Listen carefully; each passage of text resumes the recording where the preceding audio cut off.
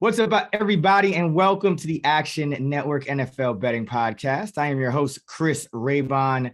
This is our last pod leading up to the 2022 NFL Draft, and I am proud to introduce our guest for today. He is the Director of Content at Fantasy Pros and Betting Pros. He's a four-time top 16 fantasy football ranker, and most importantly, for this show, the number 3 mock drafter since 2019, Matthew Freedman. You can follow him on Twitter at Matt F. The Oracle. Matt, glad to have you back, man. What's up? Yeah, thanks for having me. It's been a minute. By the way, is Sean Corner too important to jump onto the podcast to make it a trio? Like, what's going on? Why isn't Sean here? When I looked in the outline, saw that he wasn't going to be on the show, I decided no. I am not going to wear my Action Network hoodie. I would have done that otherwise to, spin back the clock, have some good vibes, but no corner, no Action Network hoodie. Yeah. I mean, I think the thing was like Sean Corner didn't want to do it. Sean Kerner, on the other hand, I think he's still recovering. I had a little birthday celebration this weekend and he came out. So I think he still might be recovering from that. So I'm just good. I'm taking the reins, Look, to me, he will always be corner. Okay. He's going to listen back to this, and this is probably going to be some smoke thrown on Twitter. So everybody look out for that. And we'll get right to it. Matt, you have a lot of mocks out already. You do that. You kind of update. You've been updating with kind of new versions throughout the off season. So before we jump into how we think round one's going to play out, our best bets, I just want to get kind of your general overview for how you approach round one. I know your approach kind of changes as it gets closer and closer to the actual draft. Yeah. So in the early mocks, you're kind of feeling your way into the process and you're thinking about, team fit and things like that. And, you're kind of trying to get a sense of the board, but really it's just, you're going through the exercise. But as you get closer, I think people tend to focus too much on team need and don't focus enough on what is this guy's odds to be in round one. And I need to make sure somehow that he's in round one of my mock if I really think he's going to get there. And so, I have one more mock that I'm going to do. That's the final one, comes out on Thursday morning. That's going to be the one where it's just like, okay, these are my 32. I need to figure out how to make them fit, instead of necessarily thinking about team needs. And I guess a follow-up question to that is, because I know you love to bet the draft. That's why we're here. You mentioned that kind of as you're mocking these things, the odds are kind of influencing, your mock. So how are you kind of juggling, incorporating the odds into what you already think, but also exploiting the odds to make profitable picks? Yeah, for the most part, I'm not paying too much attention to the market. I'm looking more at what I think of as the sharp mock drafters. And so, throughout the season, the off season, I'll have just like a rolling index of sharp mocks that I'm bringing together, surveying, aggregating, and using that to help drive some of the decisions that I'm making, whether it's, where I want to put a guy in a mock draft, how it is that I have like my wide receivers stacked, or bets that I might look to make in the market. I do look at the market, kind of consult it a little bit, but really I'm focused much more on what I think sharp mock drafters are doing versus what the market is telling me.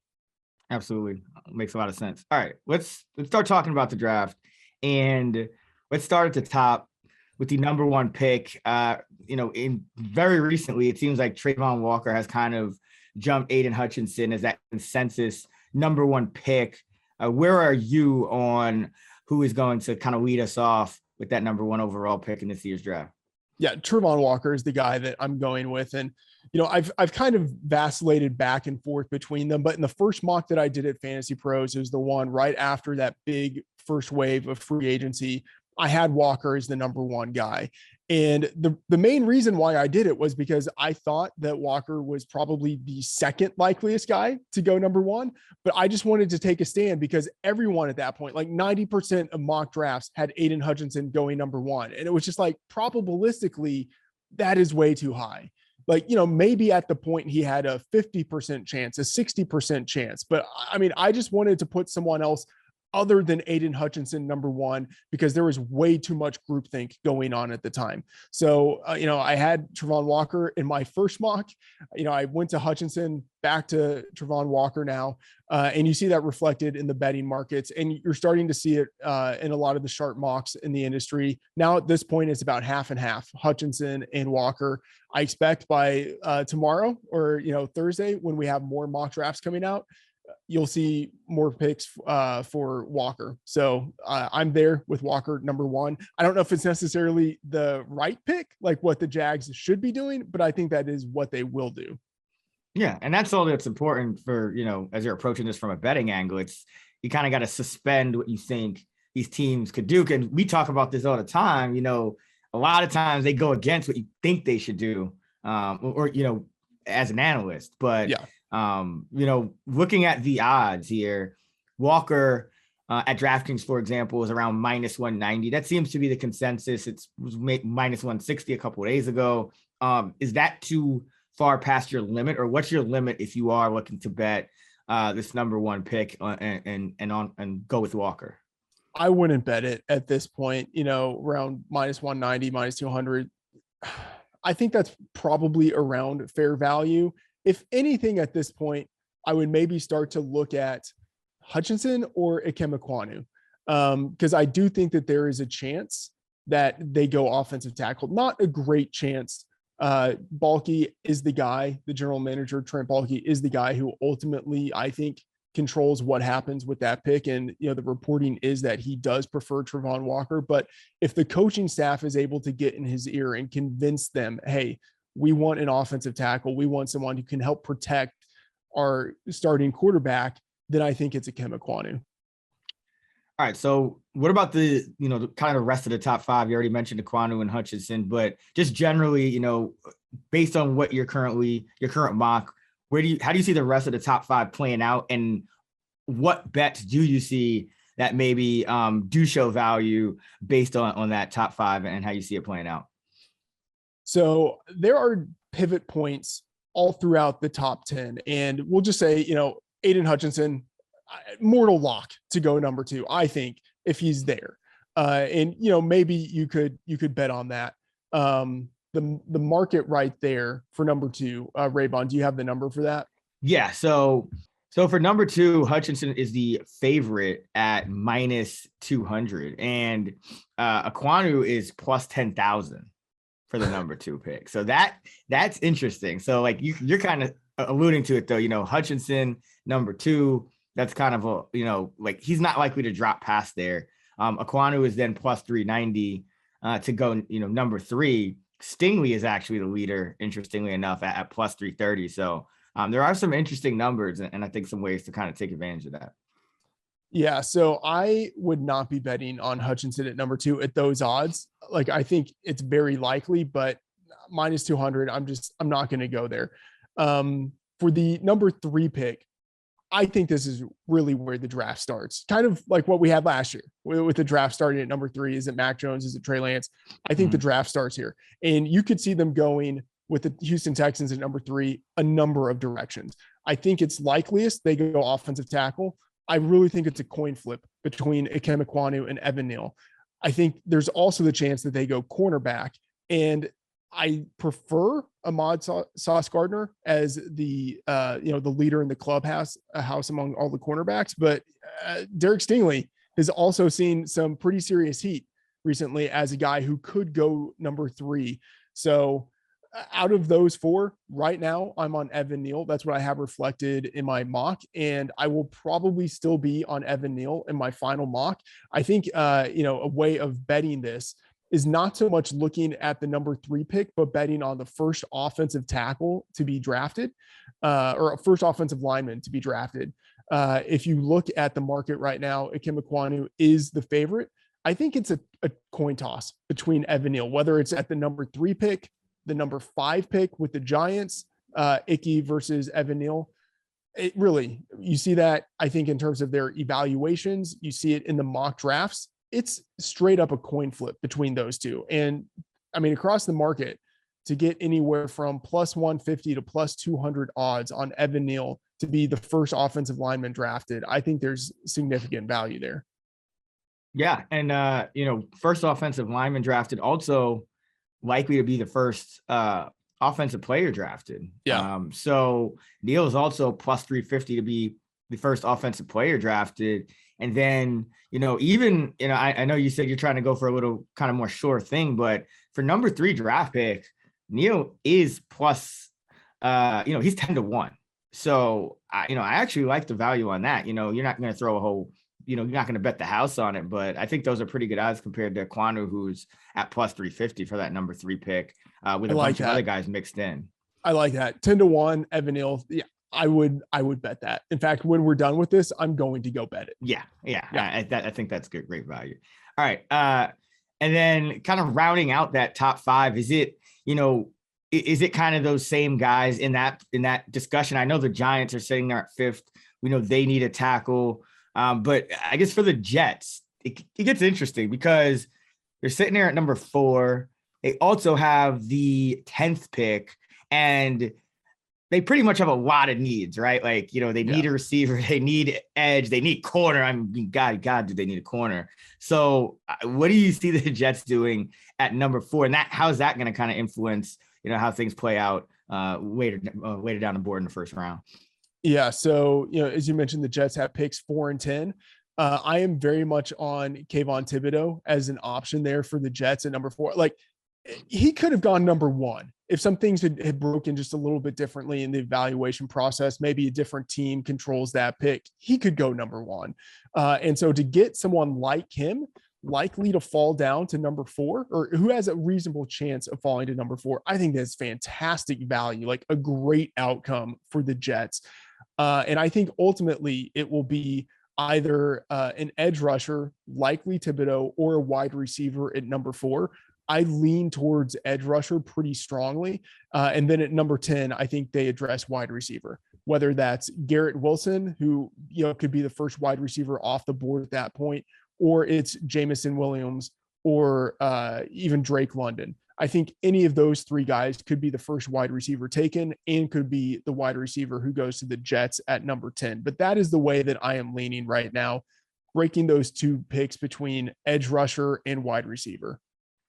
Do you think so? I'm looking at just odds for number 4. Thibodeau is the favorite, but it's plus 175. So are those odds too short, or do you think there's value on that? I think those odds are too short. Got it. All right. Then number 5, we have the Giants. Thoughts on what they're going to do? I think a lot of people think they're going to take, whichever of those tackles, is not taken by the Texans. Mm-hmm. Thoughts on that? Yeah, they have picks 5 and 7, and you're basically, locking them in across a lot of mock drafts for an offensive tackle and a cornerback. The interesting thing is the order in which they take them. There, I think, might be a chance, depending on what the Texans do at number 3, of course, but there might really be a chance that they go with Sauce Gardner at number 5, or whatever cornerback is left. Let's say Stingley goes number 3. They take Sauce at number 5, and then let the Panthers kind of have their shot at whatever offensive tackle is available there, and then take the remaining guy, because they know, at least in my opinion, like, and this is reported across the league, the Panthers are looking to trade down, right? They are looking to trade out of the number 6 pick. And one of the few players in this draft that teams might be tempted to trade up for would be Sauce Gardner if he's available at number 6. And so even though you just kind of look at this and you think, okay, they take the offensive tackle, they let the cornerback go because they know that, the Panthers, if they stay there, they're going to be taking offensive tackle. I think there actually is some risk in doing that, because you're going to have 2 offensive tackles available to you. If you don't take one at number 5, if you're the Giants, you take your cornerback, lock him in, and then you take whatever offensive tackle is left to you. And in a worst case scenario, it seems that the Giants are pretty high on Charles Cross.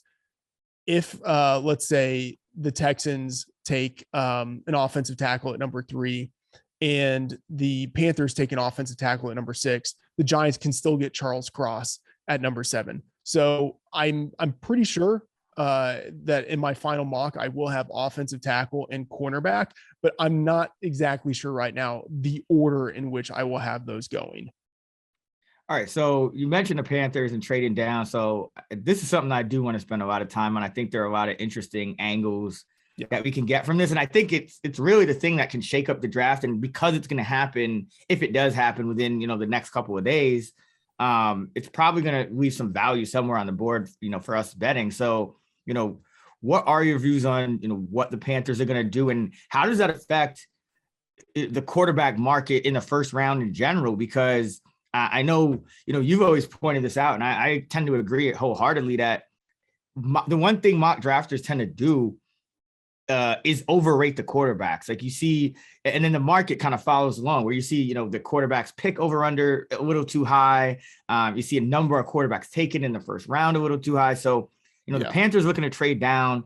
I guess, first of all, is that just a signal that this, we're kind of overrating this draft class, and teams aren't really looking at it as that strong of one? And then how is that going to affect how these things play out? Yeah, I think you see it not so much in the market where the number has moved from 2.5 to 3.5 quarterbacks for round 1 at most sports books, but you do see it reflected in a lot of the sharper mock drafts. 7 to 10 days ago, it wasn't uncommon to see a quarterback mocked to the Panthers at number 6. And in the super majority of recent sharp mocks, now it's an offensive tackle. And so in many of them, you are not seeing a quarterback go in the top 10, which is like one of the most damning things that the NFL could say about a quarterback class, not taking one in the top 10. Like the last time that happened, that was the EJ Manuel year, like 2013. And he was the only quarterback to go in round 1, even though a lot of people thought Geno Smith would go in round 1. This is a bad class. Like I will just flat out say it. I think within NFL history, it's not a good class, but especially looking at this class compared to recent history, it's not a good class. We had 5 quarterbacks go off the board in round 1 last year. I think all 5 of those guys would be ahead of Malik Willis this year, who I have as the number 1 quarterback. And just a few years before that, we had 5 quarterbacks go in the Baker Mayfield, Josh Allen, Lamar Jackson draft in round 1.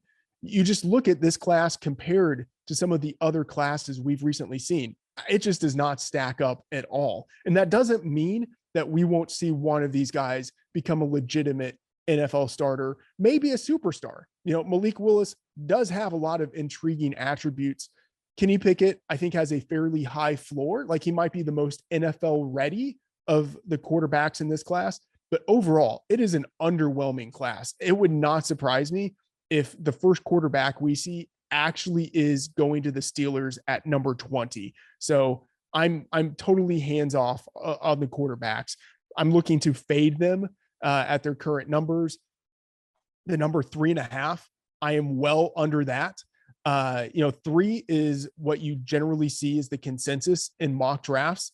I am strongly considering having only 2 in my final mock draft. I love that, because I was just about to mention that, where I was looking to bet these things was, you can get the under 3.5, a little bit juiced up, but if you're looking to get better odds, you can actually bet under 2.5, and you can get about plus 190, which I think is long enough. And you actually had a tweet out, and you published it in your mock draft as well. But, when quarterbacks when no quarterbacks go in the top 5, it's happened, I believe, 11 times since 1980. There's never been more than 2 to go in the first round, because that's kind of how it kind of shows you how these teams have these quarterbacks rated overall. And I think it only kind of increases those odds because unexpectedly, we still have these quarterbacks kind of lingering in no man's land, like Jimmy G and Baker Mayfield. And so the quarterback market, there doesn't seem to be any urgency this year when you take those 2 things in mind. So I'm on the same page with you. You mentioned you're fading the unders. You're going, with the over technically. For Malik Willis. So he's around 13.5, and then Pickett's around 16.5. And the Steelers are picking, 20th, right? Yeah. Yeah. And look, I got those at far better numbers, but I would still bet those. I think there's still plenty of value in those numbers based on the sentiment of the mocks that I'm looking at, and based on just, kind of what you are reading from NFL insiders. This just very much seems to be a down year for quarterbacks. any thoughts on, Pickett going to the Steelers at plus 300? That is that kind of maybe 25%? Is that kind of where you peg it, or do you think it's a little bit higher than that? That's a good question. I'm going to look in my spreadsheet here. Man, I think it's Willis. Pickett, you said around 25%. I think that's fair-ish. I wouldn't be betting it thinking that I'm getting a lot of value. What is the number for Willis? No, Willis is 3-1. Willis is plus Willis is 3-1. Yeah. Sorry, I thought you said Pickett. If Willis is 3-1, yes, I am betting that. There you go. Yeah, absolutely. I like that one too. Yeah. All right. And then any thoughts on, if there was to be a third guy taken real quick, is it Ritter for you? Is it, who is that? Who would be that third guy? Okay. So this is where we start to get into sort of like reading of the tea leaves. And I have conflicting signals on this. Just based on mock drafts, I would say it's Ritter. Like pretty strongly, I would go with Ritter. And I think that, you've also gotten some like very good buzz on him, like people, like Todd McShay, different people like that, talking about how he's moving up draft boards for different organizations. The thing is, I don't think he was invited to the draft. Like Pickett isn't going, but his agent was sure, like immediately, to put out a statement saying he chose not to go. Right. There was like a puff piece about how he would rather be at home with his family. Nothing like that for Desmond Ritter. I don't think Ritter was invited to the draft. And if a quarterback is not invited to day one of the draft, like that is a bad sign. Like it is unlikely that he goes on day one if he hasn't been invited. And Matt Corral was invited to the draft. Now there are, issues with Corral in terms of, off the field maturity. That's something that, you've heard about from different talking heads in the media. And then also he's just a smaller guy. And so that is something that could also keep him out of round one. Just because Corral is there in person doesn't mean he actually goes on day one of the draft. Like we have seen quarterbacks fall out of day one, even though they're there in person. So if I have to choose one of them, like the numbers point me towards Ritter, but I'm skeptical that he actually would be the guy. All right, let's jump over from quarterback to receiver, because I think this, kind of continuing our conversation of just going down the board. Yeah. I think once you get to the Falcons at number 8, that's really when this first receiver comes into play. Do you have the Falcons going wide receiver at number 8? Their roster, they could go a lot of ways, but wow, their wide receiver roster depth chart is just yuck. So yeah, what are the Falcons doing? Yeah, it's horrible. I do have them going wide receiver, and I have Garrett Wilson as the number 1 receiver on my board. And in part that's because of what you see in the betting market. Part of that is because it's reflected in the mock drafts, and part of it is just because I really do have him as the number 1 wide receiver. He's very clean. He's young. He's an early declare. He's got great speed. Like there are a lot of things to like about him. He was a 4.5, 5-star recruit entering college. So I can see why he would be the number 1 wide receiver drafted. Now, if it is Drake London, that wouldn't be a surprise. He's got like the size that a lot of teams seem to covet. And then Jameson Williams, it wouldn't be a surprise either. If not for the ACL, he would be the number 1 guy on my board. And there are reports that he's rehabbing very well, potentially could be ready for the start of the season. And as you see reports like that, he moves up the betting market. So I am interested in those 2 guys, but right now Garrett Wilson is the number 1 wide receiver, I think, in the NFL draft. Yeah, it seems like there's a pretty clear kind of hierarchy, at least at this point, where it's it's like Wilson, Williams, and London in that first tier. And then it's like Olave, Treylon Burks in that second tier. And then you start branching out. How are you kind of attacking the betting market at wide receiver, given, how you're mocking it and where you think these guys are going to go? So the number right now for wide receivers going in round one, I believe that is 6.5. Yes. At most books. At one point earlier in the process, it was 5.5, which was just like hammer the over, absolutely hammer the over. At 6.5, like I think it's more reasonable. Like that is probably the right number. And so I'm not going to be betting the total there for wide receivers. But I do feel pretty strong that we see 6. But I don't really have a lean on any of the over unders, the draft position over unders for a lot of the players, because like that has been the market that people have been most invested in. Actually, I will say there is one. It's further down the board. Feel very strongly we see 5. And the 5 that we see, like you mentioned them, that's clear.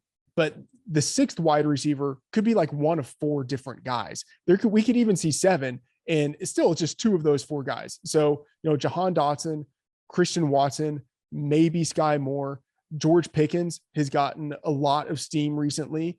But I like some of the unders for those guys, like Jahan Dotson, 32.5, 33.5, depending on the number that you see out there at the book. He's someone I would think about taking the over for, because was I saying unders or overs before? You're saying over, so under means like they will earlier. Yes, over means they'll go later. Did you want Yeah. to point that everyone out? It does get confusing. Yeah, I would be looking at some of the overs for those guys. So Jahan Dotson is someone like I think he's on that round 1, round 2 borderline, and I was able to get him earlier at 32.5 at plus odds on the over. So one of these wide receivers is going to go in round 1, but I think it's hard to say exactly which one it is. And if you can find reasonable numbers on some of those guys, I would be looking at overs. Yeah, I think one of them, we going back to Wilson and Williams. I think because of the injury to Williams, I think Wilson is that clear kind of, choice. London, maybe he goes over Williams as well. I think he's less of a threat to Wilson. So I don't know. I kind of like Wilson over Williams at minus 140. I just don't think a team will take Williams given the injury number 1 anymore. So, I'm pretty comfortable with that, but any thoughts on that one? Yeah. So minus 140, that's what are the implied odds there? That's about 55%. 58%. Yeah. Yeah. Okay. Yeah. I like that. I think there's some pretty good value there. I think Williams is going ahead of Wilson in maybe 25% of sharp mocks. Yeah. So I think there's significant value at that number.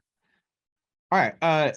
What about the, going down the board a little more, the rest of round 1? I know that's really, as you're mocking, that's really what you're focused on. You're trying to nail as many of the players that are going to land in round 1 as possible. And that it really starts to open up in terms of, the range of outcomes once you get outside those top 10 picks and down to that, lower 2/3 of the draft. So what are some of your kind of takes that maybe don't quite agree with the market in terms of how the rest of this thing's going to play out?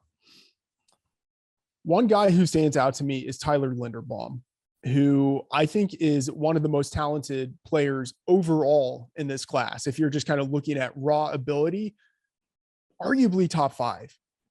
I think in terms of talent, he should go in the first round, but he's got the smaller arms, they're shorter arms. He is a little undersized, so it means that he's kind of a center only. He probably can't play guard, and there aren't all that many teams. His number is 27.5. There aren't all that many teams in the top 27 that really need a center. And so even though he is a first round talent, I could see him falling out of the first round.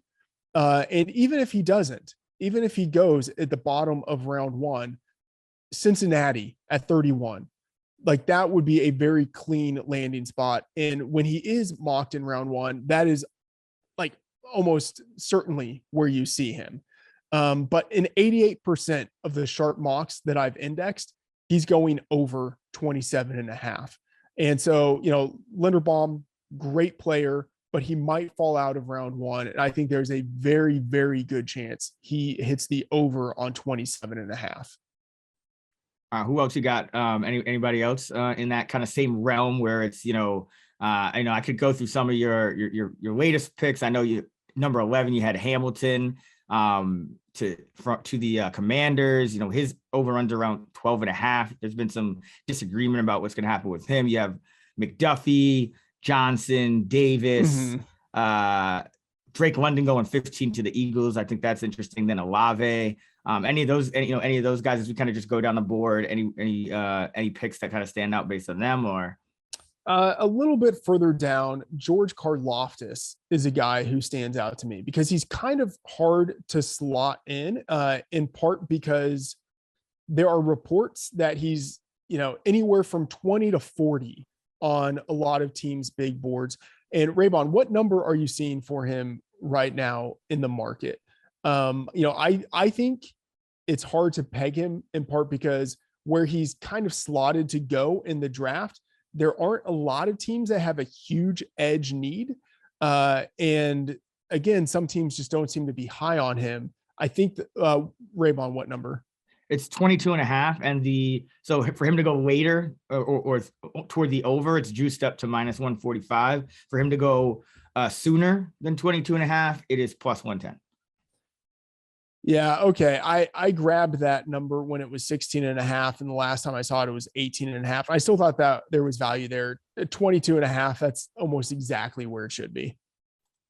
So nothing there. Sorry. That went nowhere.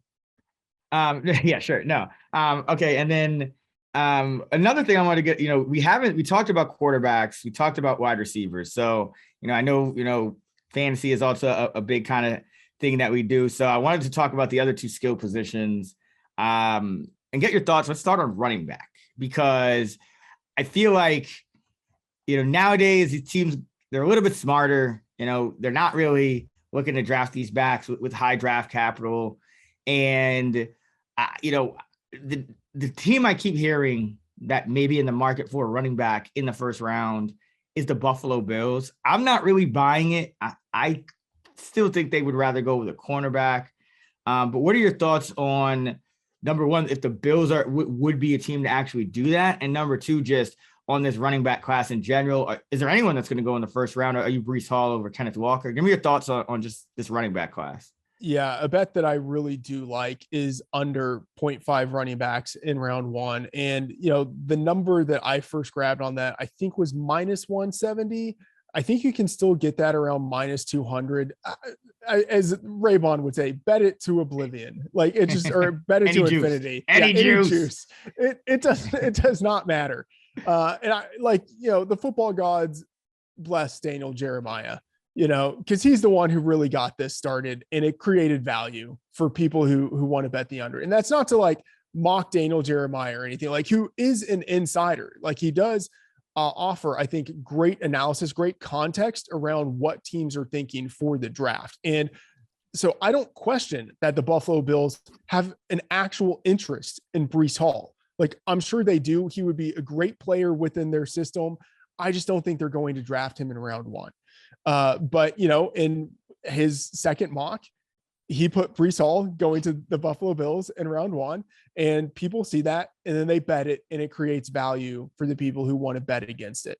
I think that there is a 15% chance or so that we see a running back in round one. And if it happens, it's almost certainly Breece Hall. I don't think it would be Kenneth Walker. Hall is, I think, the more well-rounded player. He's got that 3-down skill set.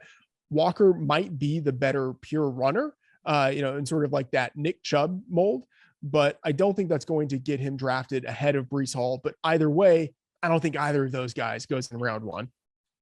Yeah, I love that pick. You can get it about -200 under a half a running back drafted in round one. And, looking at NFL mock draft database.com, You kind of mentioned that 15% number, 15%, 15.4% to be exact, is Breece Hall's likelihood, based on the amount of, the mocks that they have in their database of him going in round one. Kenneth Walker the third, 7.5%. So, even if you add those together, you're still at, under 25%. So I think there's a lot of value at that minus 200 number, as you mentioned. And then even just reading tea leaves of the market, looking at the Bills odds for first position drafted, it's defensive back first at plus 150 and running back at plus 350. So like if the Bills aren't doing it, I really don't see another team that's a serious threat just based on team needs and just kind of rank, big board rankings of where this running back would come from.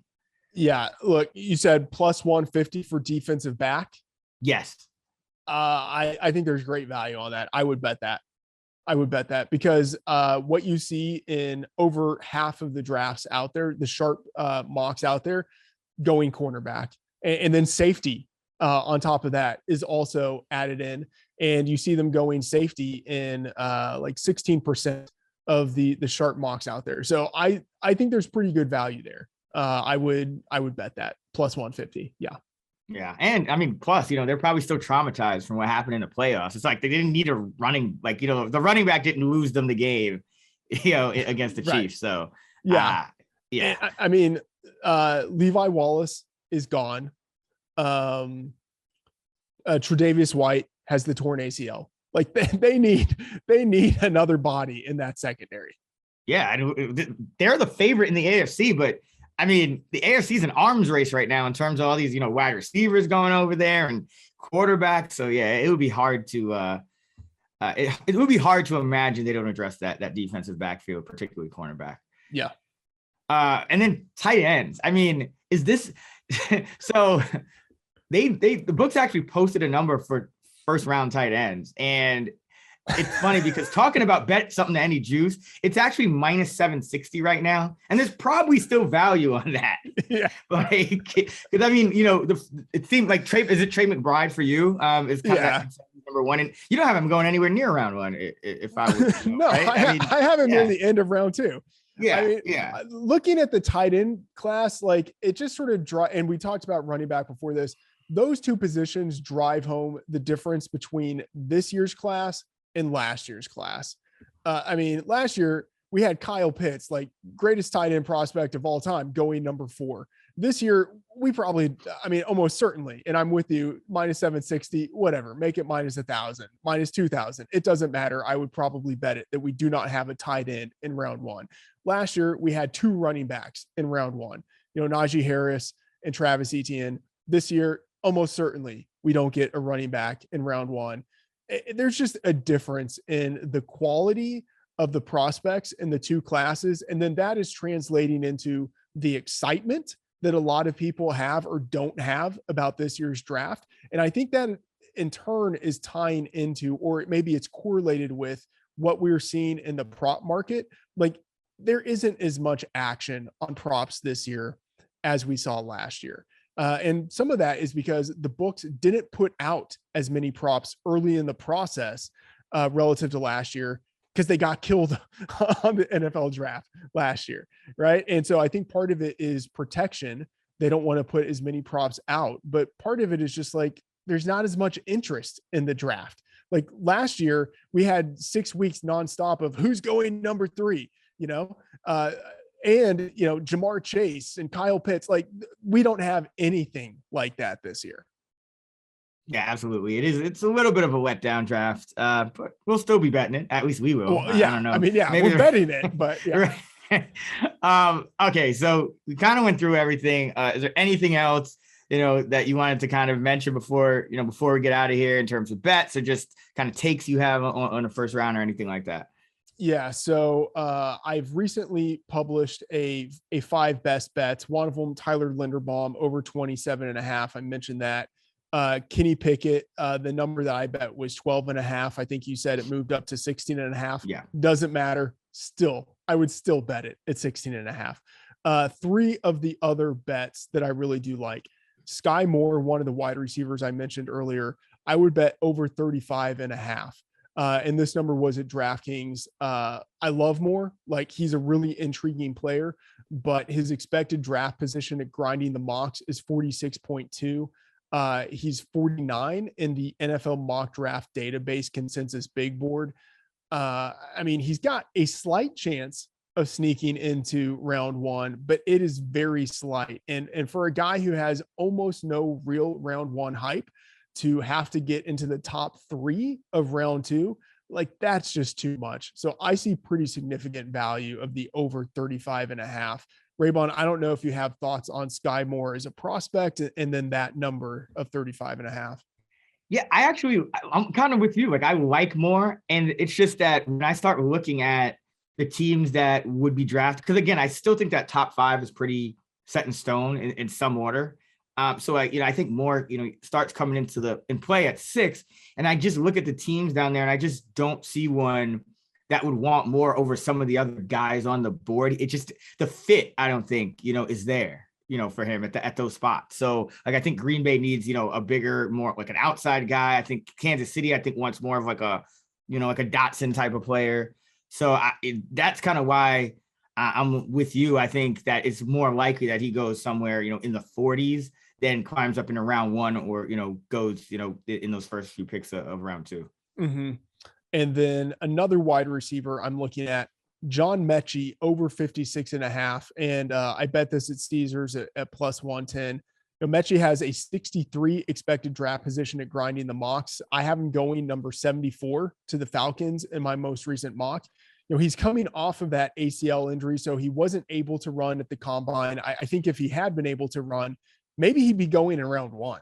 I think he would have blazed at the combine, but the ACL injury, and then the fact that he was never the number 1 wide receiver at Alabama, like, that is just something that it seems that draftniks have held against him. And even though I don't think that's really reflective of the overall skill that he has, I do think that will impact the evaluation of him, and as a result, impact where he goes in the draft. So I do like John Mechie over 56.5. Well, there you have it. That was your 5. That was your 5, right? I got one more. One more. Let's go. Let's get I was pausing because I didn't know if you had anything to say about Mechie. So the last one I have here, Quay Walker, over 38.5. Off-ball linebacker, it's just not a priority for most teams picking in the top 8 of round 2. And, Walker is number 41 in my most recent mock draft, 42.6 grinding the mocks, 52 on Arif Hassan's consensus big board, and 56 on the NFL mock draft database consensus big board. So I think there's some value here.